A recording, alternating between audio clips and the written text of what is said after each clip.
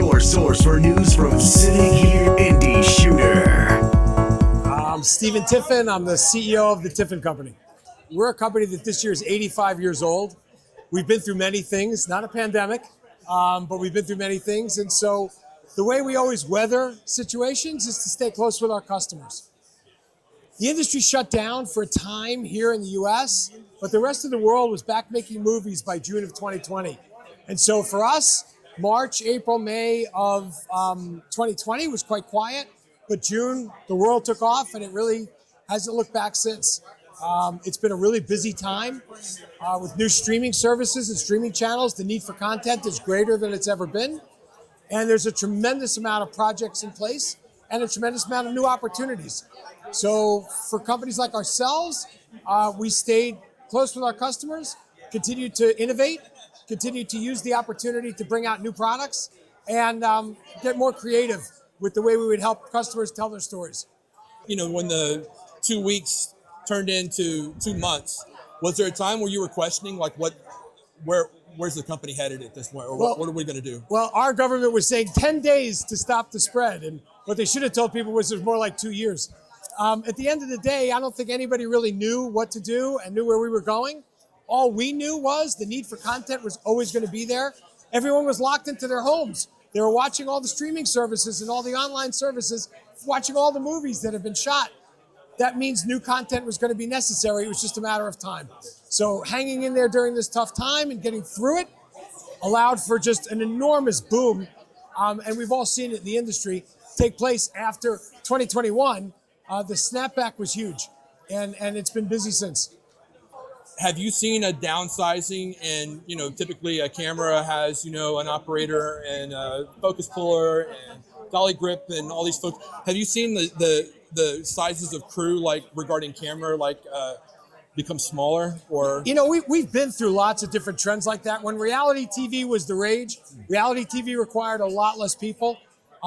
Good stories and good storytelling came back to be the vogue and what was in vogue, and that required better and more crews.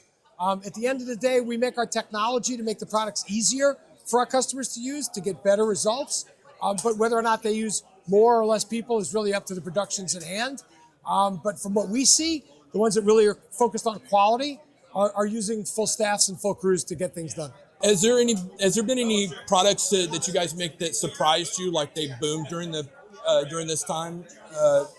So yeah, interestingly enough, sort of the indie shooter, the lower end shooter became a much bigger factor during this period of time. People who are using small type cameras to do independent films and independent features, bring them all to film festivals and trying to get the Amazons and the Apples of the world interested in these new content. So a tremendous boom in what I would call very low budget films and a huge opportunity for them to now show them on YouTube and all these other distribution channels has become available. So that side of our business has grown pretty dramatically, and it was a bit of a surprise. What type of products were these smaller productions interested in? Optical filters, Steadicam, lighting. I mean, all of our basic stuff, but smaller sizes, not necessarily the big, large Panavision type size filters, but smaller sizes, but in huge volumes, big crews. Looking forward, as we continue to deal with problems with trade, problems with shipping, and things like that, where do you see manufacturers like Tiffen or yourself? Do you have a plan in place to maybe handle some of the upheaval we're kind of seeing? I understand a lot of people are having problems, like China ran out of shipping containers or something like that to get stuff, or their production facilities were just shut down. What do you think is the future to help remedy some of that stuff? Well, we're a U.S. manufacturing company, so our plants are based here in New York and California. We then ship from there all over the world. We did not experience supply chain issues throughout this entire time. Our inventories were well stocked. Our supply chains were well managed, and we were able to get through this with really very little, if any, interruption. So for us, it was a coup for our operations team and our manufacturing teams that did an amazing job in making sure we had the inventory that our customers wanted and needed. And the bounce back from 2020 to 2021 was so huge. No one thought we were going to be able to keep up with demand, but we did, and we did well. So we're pretty pleased with that. I think what you're seeing on a global basis is there are a lot of companies that are beginning to move their supply chains to different parts of the world. And I think that's just a factor that's happening all over the place.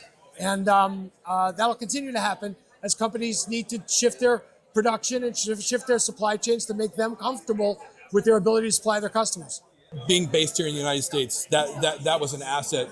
Would you encourage other companies to do the same thing? I think the U.S. has become a place where people want to set up operations and manufacturing. I think there's more investment going on in the United States right now. But all of those are decisions that each company has to make that's best for their own business and their own operations. This is a global business and a global industry. And so you have to make it work where it works best for you. For us, we've always been an American manufacturer for 85 years, and all of our technology and all of our skill set is based on the people and the facilities we have. So that's why we continue to do what we do. People tell me, we ask questions like, why is Walmart located in Bentonville, Arkansas? It's because that's where Sam Walton was from. Why is Microsoft in Redmond, Washington? And that's because that's where Bill Gates was from. So, our company is located in New York because that's where Nat Tiffen, our co-founder, and Sal Tiffen and Leo Tiffen, the three brothers that, have run this business, that's where they were from. And California, our operation out there is really because of the center of the movie industry in Hollywood is out there. So we have a factory out there as well to support that system. You guys also have a showroom in Burbank, California, right? It's a factory, actually. We have a showroom, a factory, educational center. We manufacture Steadicam and low lighting in our Burbank facility, but we also have a technical training center there with all kinds of products on display and places for people to use. We have a Steadicam operators training center, so operators can come down and practice their skill, practice their craft. It's a multi-use facility. And it's open to the public essentially by appointment or? Yeah, people can come down at any day if they want to see product. It's available. Excellent. And if people want to find out more, they can also go to your website, right? Yeah, tiffen.com. Excellent. Thank you so much, Stephen. Thank you. Your source for news from City Gear Indie Shooter.